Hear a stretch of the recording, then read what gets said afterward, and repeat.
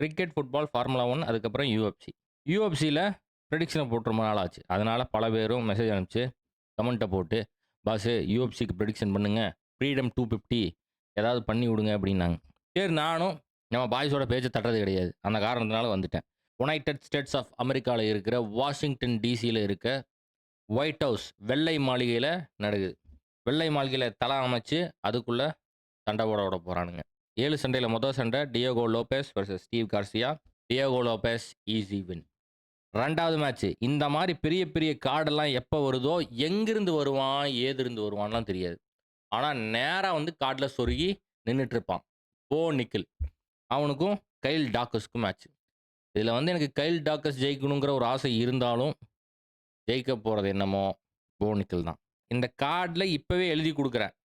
எந்த சண்டை ஃப்ளாப் ஆனாலும் இந்த சண்டை ஃப்ளாப் ஆகாதுடான்னு. மருசியோ ஹூஃபி versus Michael madman Chandler. Chandler மாரி ஒரு கிறுக்கு பையன நீங்க பார்க்கவே முடியாது. ஜெயிக்கிற மாரி பொசிஷன்ல இருந்தாலும் தோத்து போடுவான். ஆனா அது முக்கியம் கிடையாது.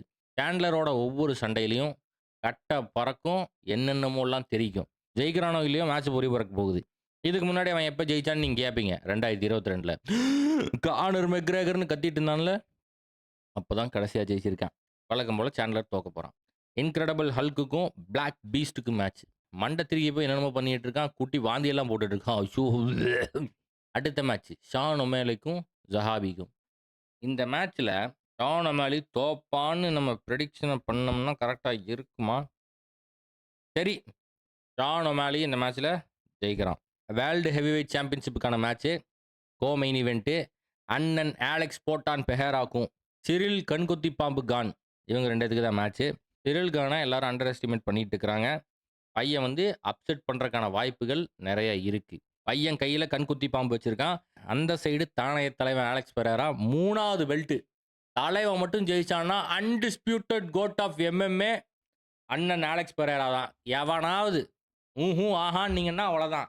அவன் அவன் 1 ஜெயிக்கிறதுக்கு முக்கிட்டு இருக்கான். UFC கிடைச்ச மிகப்பெரிய பொக்கிஷம். Thanks to Israel அடசானியா.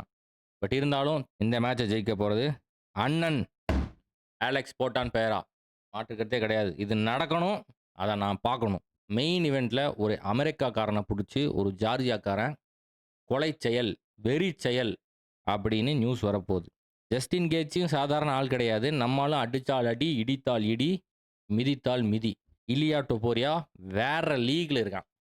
அந்த காரணத்தினால இந்த மேட்ச்ல இந்த சண்டையில ஜெயிக்க போறது இலியா எல் மேட்டடார் டொபோரியா.